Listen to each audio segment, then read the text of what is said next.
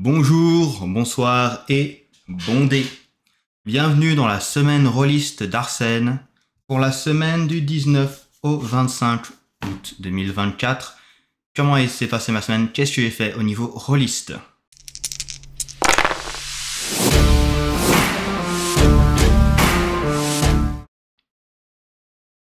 Alors pour commencer, j'ai publié un nouveau petit jeu en une page, Chaos at CosplayCon.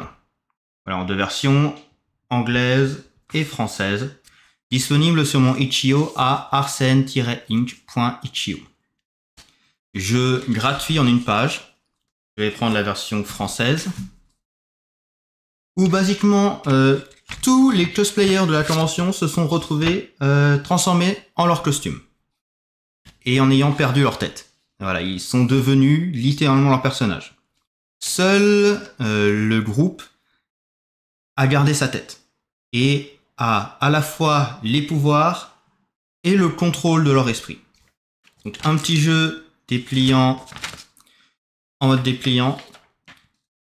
Si vous aimez faire les crossovers, si vous aimez faire ce genre de choses, peu importe, vous avez ici des petites règles où vous pouvez vous amuser à jouer du chaos dans une convention de cosplay. Notamment, peu importe, si vous aimez les conventions, si vous êtes fan de jeux vidéo, si vous êtes fan d'anime, de comics, bande dessinée, tout ça, il y a un petit truc pour vous là-dedans. Pour toutes les conventions, il y a plein de choses. N'hésitez pas à bien faire tous les mélanges que vous voulez. Et comme j'ai dit, disponible gratuitement sur ma page. Juste une simple feuille à imprimer, la bonne version. Peut-être que j'en créerai une plus gros, avec moi-même en cosplay derrière. Et moi j'ai bien aimé le créer, j'aime bien le principe. Et la question c'est, est-ce que vous allez garder votre tête encore longtemps? Voilà, donc vraiment, si vous êtes fait une fois partie d'une fandom, ce jeu est fait pour vous et pour vous amuser. On va mettre ça là. Et on dirait ça. Les réceptions de la semaine. J'ai eu quelques réceptions cette semaine de choses. Déjà, on continue dans la découverte des jeux indés. Alors, Salamander Household. C'est lié à un jeu que j'ai déjà montré la semaine dernière, Path and Blade. Le gros reproche que je faisais à Path and Blade, c'était qu'il n'avait aucun setting, aucun scénario dedans, aucune idée de question de jouer en fait. Il y avait juste des mécaniques, mais il n'y avait pas d'idée d'aventure. On nous disait juste que c'était la morcoque, mais c'est vrai que si on n'a pas la référence, c'était compliqué. Bien, ce petit supplément, qui vraiment a dû faire partie du package complet déjà de base. Pas mal de tables, ça aussi c'est assez sympa. Pour la première fois de ma vie, je découvre les tables D44. Donc vous lancez 2D4, ce qui donne 16 résultats. Donc voilà, si vous avez 16 résultats sur une table que vous ne savez pas comment les rendre équitables, vous faites ça au D44. Et franchement, chaos, corruption, des idées de suppléments, des idées. Voilà, comme je dis, c'est principalement des tables. Ils peuvent servir pour peu importe le jeu en fait. Hein. Mais là, effectivement, il y en avait vraiment besoin pour le jeu de base. Ça aurait vraiment dû faire. Là, c'est vraiment juste quoi. Il n'y a même pas de numéro de page tellement c'est petit. Donc, vraiment, il y en avait besoin. Même si vous créez un jeu de rôle minimaliste, mettez des idées d'aventure dedans. On doit savoir quel genre d'aventure on vit avec. Surtout si on n'a pas les références. Et après aussi pour montrer à certains qu'on n'a pas besoin d'art, tout l'art présent dans ce livre et dans le livre de base, c'est du domaine public. Comme la cloître. Donc, vous pouvez faire des bonnes choses, vous pouvez faire des choses sympas avec du domaine public. Il suffit de trouver, de chercher. Régulièrement sur le Twitter, quand je vois des ressources, je partage, donc n'hésitez pas à y passer. Effectivement, pas forcément besoin du meilleur art, parfois le domaine public, ça suffit aussi. Voilà, ici, je continue mon exploration de la scène de l'Amérique latine avec deux jeux. Avec Brave Zenith et User Be Monster, deux jeux qui nous viennent du Brésil. Que j'ai pris aussi parce que j'aime bien explorer un peu ce que font les différents pays, les différentes cultures au niveau du jeu de rôle. Donc là, j'avais déjà Cantrip, qui était basé sur un système déjà existant, le système Bob, enfin Belonging Outside Belonging. Mais là, c'est vraiment deux jeux vraiment qui vont montrer un peu ce que ça donne. C'est deux jeux qui, en plus d'être du Brésil tous les deux, sont des jeux qui sont anti-capitalistes, tous les deux. Alors, je vais d'abord parler de celui-là, Heroes There Be Monsters, un jeu d'urban fantasy. Donc, je prends, voilà, disons que c'est un de mes genres préférés. On joue principalement, on vous demande d'être des monstres. Un jeu qui peut être assez cuir, mais qui est surtout anticapitaliste. Et j'ai juste à lire l'arrière pour comprendre pourquoi j'ai envie. Voilà, c'est chasse des chasseurs de monstres, donne des coups à des occultistes nazis, mange les riches, protégez-vous les uns les autres et dressez-vous contre l'autorité. Et ici, maintenant, soyez des monstres. Celui-là, j'avais feuilleté une première fois, comme ça, sans vraiment, voilà, juste comme ça. J'ai pas encore beaucoup lu, mais déjà, il y a une centaine de backgrounds là-dedans. Certains inspirés de la mythologie du coin, comme le Duende, Elemental et toute place. Enchantade, celui-là je ne connais pas, fait classique. Donc il y a pas, déjà, rien que pour l'univers, il y a l'air d'avoir des choses, ça mélange un peu de tout. Et déjà rien, la 100e résultat c'est vous, c'est-à-dire voilà, c'est vous, le joueur, vous vous êtes retrouvé dans le jeu. On sait pas comment. Après effectivement, au niveau mécanique, au niveau ça j'ai pas encore lu. Mais après, Wendy You c'est un nom que je retrouve régulièrement, dans certains, ça plaît beaucoup à certains auteurs, donc j'ai hâte de lire la suite, et puis ça a l'air très sympa. Là par exemple, en mode, vous voyez, un peu voilà, ça donne l'effet papier, note sur papier. Ça change régulièrement. Au niveau de la maquette, ça change régulièrement. C'est pas la même tout le temps, donc ça c'est assez sympa. Il y a des choses, il y a des tables, ça change un peu partout. Celui-là, vraiment j'ai hâte de le lire. Et un que j'ai un peu commencé, que j'avais déjà lu au format PDF, c'est Brave Zenith. Alors celui-là, c'est un jeu de post-fantasy. Basiquement, ça mélange du post-apo et de la fantasy.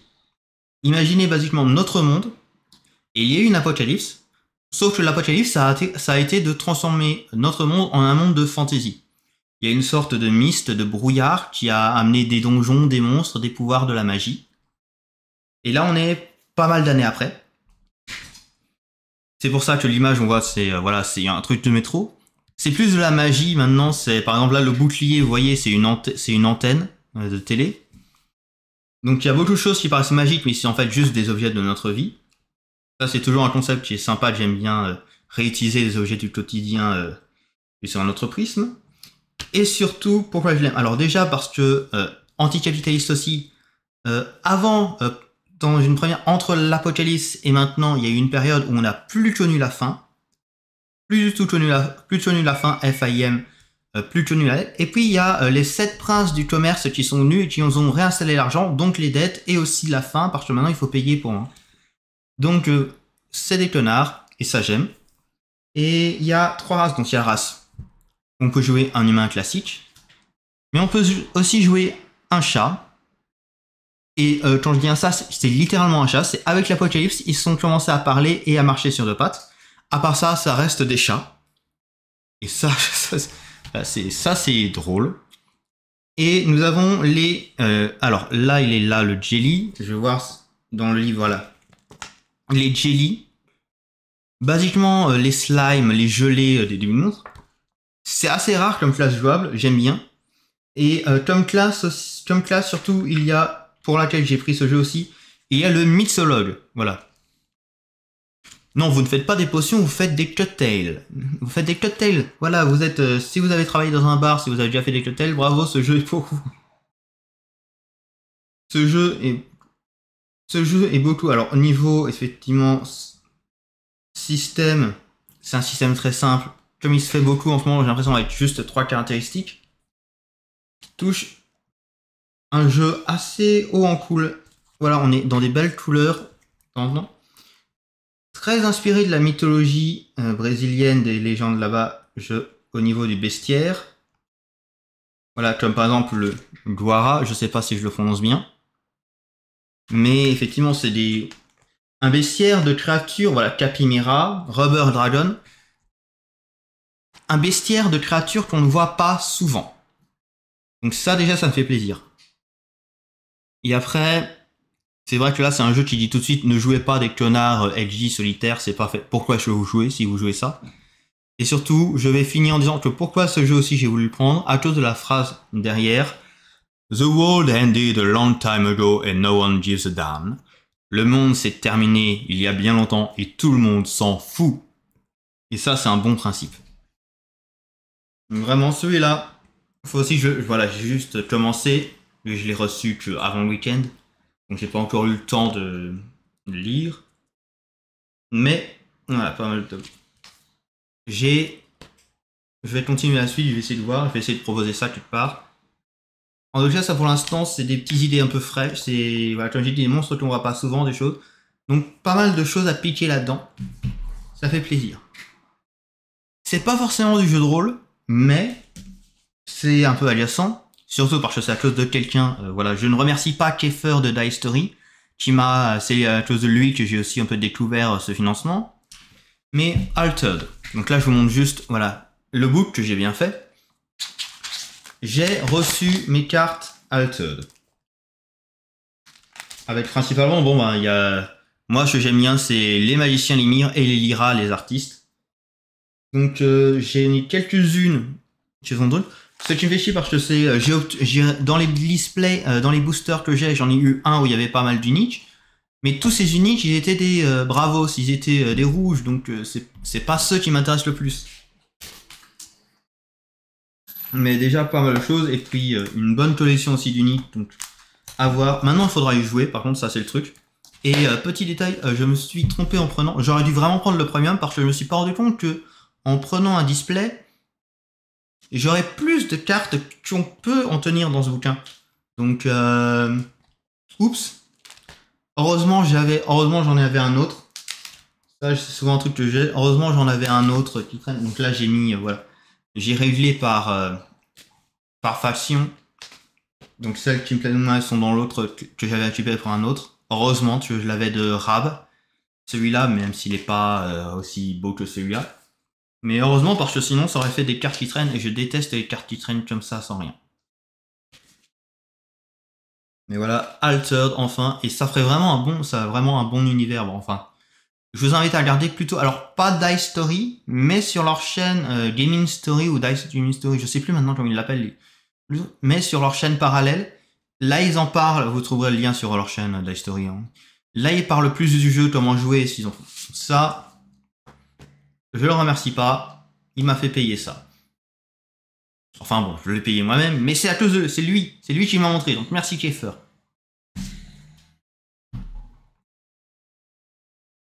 Au niveau lecture de la semaine, moi il y a un manga que j'adore en ce moment, c'est Shangri-La Frontier. C'est la 3e fois que je le relis. Je l'adore, vraiment je l'aime énormément celui-là, c'est vraiment de la bonne fantasy, enfin jeu vidéo fantasy que j'aime beaucoup, et puis on est vraiment dans du jeu vidéo, enfin ça respecte les codes.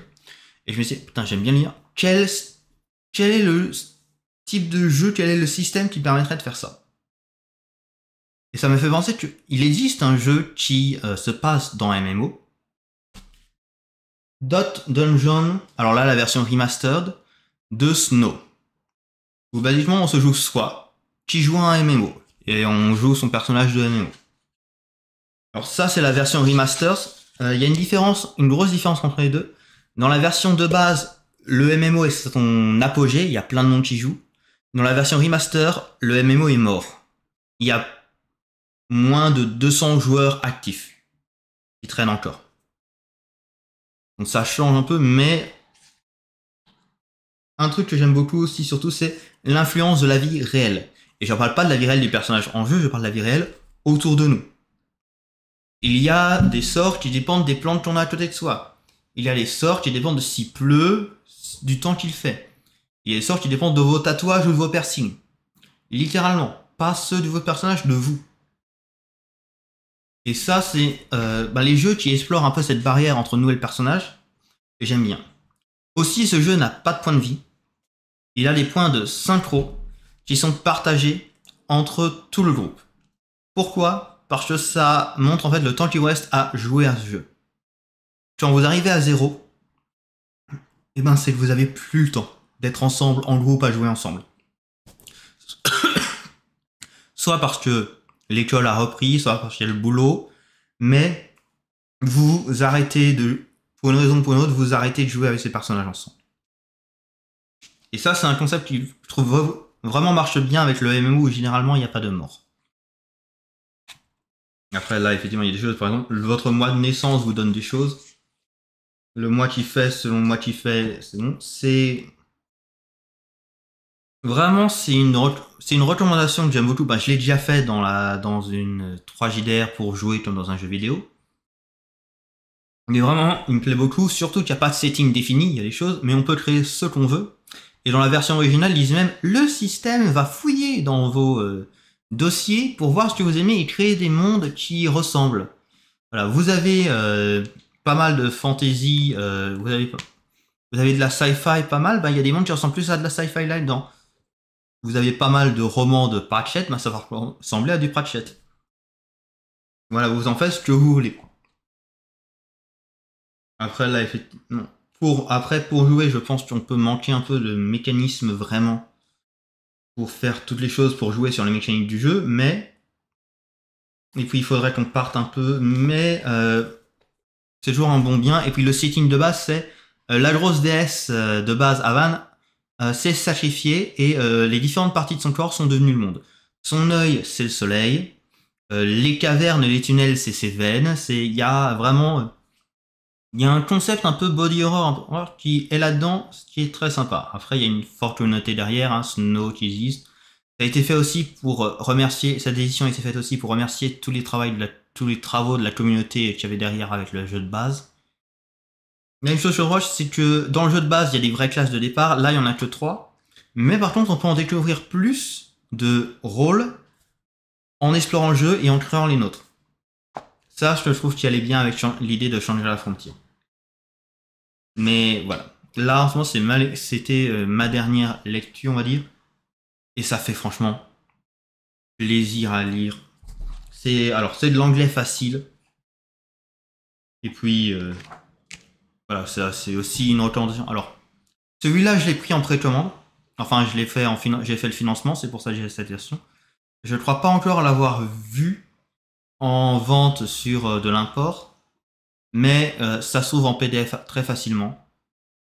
Et franchement, bah, dans tous les jeux de Snow, généralement, ils sont très bien faits. Moi, ça fait partie des gens, je regarde déjà, dès qu'ils sortent un truc, je regarde ce qu'ils font. Cette semaine, j'ai fini le petit prélude de Night au club.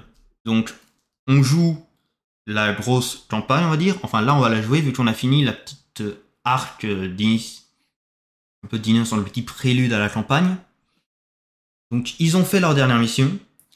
Où ils ont massacré. Bon, il y a un de mes joueurs qui a décidé de faire en un seul coup 100 de dégâts. C'est-à-dire à peu près 40% de la vie du boss au total. Et ça, c'est... et ça, quand je dis 100, c'est...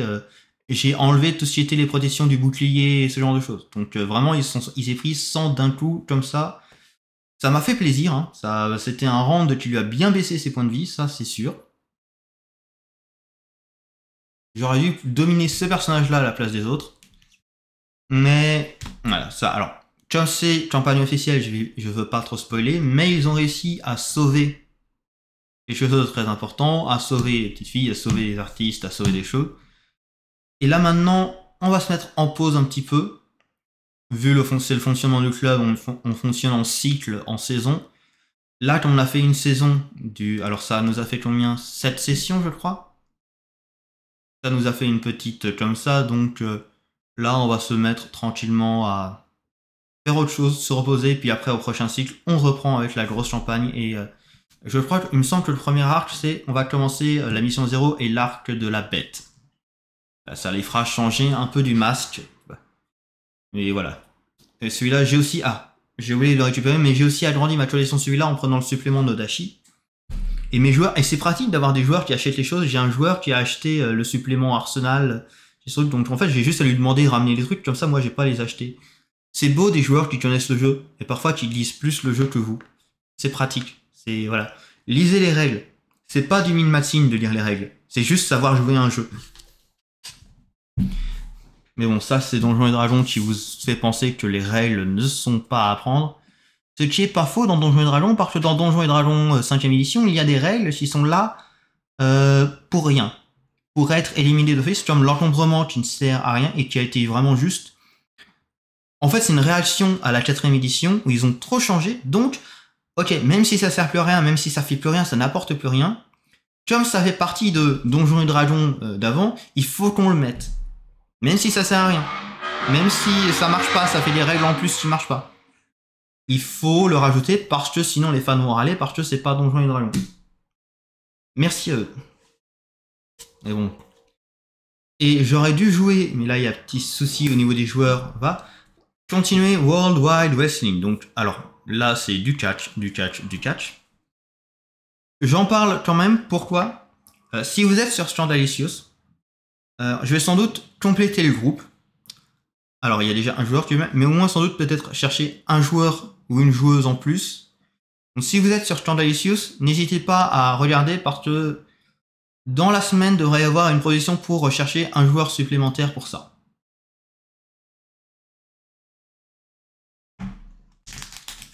Après, voilà, c'est juste, pour ceux qui ne connaissent pas, c'est du catch. Et c'est du propulsé par l'Apocalypse. Donc, pas très compliqué. Même les tournois, c'est pas très... Si vous connaissez un peu le catch, c'est mieux pour les descriptions, mais si vous voulez vous donner plus dans le... Si vous connaissez que le catch dans le style ce que font les cartoons dès qu'il s'agit de se battre, ça marche aussi. Du moment que vous restez fun, du moment qu'on s'amuse, moi je m'en fiche. On n'a pas besoin d'être le plus réaliste possible, et même, clairement, on n'a pas besoin d'être humain pour jouer à ça. Hein. On peut clairement jouer... Si je veux, je pourrais le faire dans un monde de fantasy, hein, où c'est une promotion de catch dans un monde de fantasy, je pourrais utiliser ces règles telles quelles pour le jouer. Je me souviens d'un AP où il y a c'est le diable carrément qui est dedans, quoi. Pas juste quelqu'un qui se fait passer pour le diable, non, le diable lui-même. On peut se faire des choses. Bah, comme je sais plus où est-ce que j'ai entendu ça, je sais plus qui a dit ça, mais faut vraiment, le JDR, c'est un jeu de plateau sur lequel on peut sortir du plateau. C'est vraiment cette idée de sortir des cartes en sortie du plateau, retenez-le. Ça, c'est vraiment mon conseil. Bah, tellement j'enregistre ça le 25, donc c'est plus celui-là pour le RPG Day. Mais c'est un de mes conseils. Le jeu de rôle, pourquoi c'est du jeu de rôle? Parce qu'on peut sortir du plateau. Donc n'hésitez pas à sortir du plateau, mais à pas trop faire souffrir votre MJ quand même. Hein. Il souffre votre MJ. Hein. Sauvons les MJ, hein. Ils ont du boulot parfois. Quand ils font pas des notes sur un post-it ou qu'ils improvisent pas totalement. Mais ça, c'est certainement pas moi qui vais le faire. Voilà, je prépare mes scénarios, oui. Je les prépare dans ma tête. Mais ils sont préparés, je vous le jure. Sur ce, c'était ma semaine rôliste. Je vous souhaite une bonne semaine. Roulez bien vos dés et surtout que les dés vous créent de bons dramas.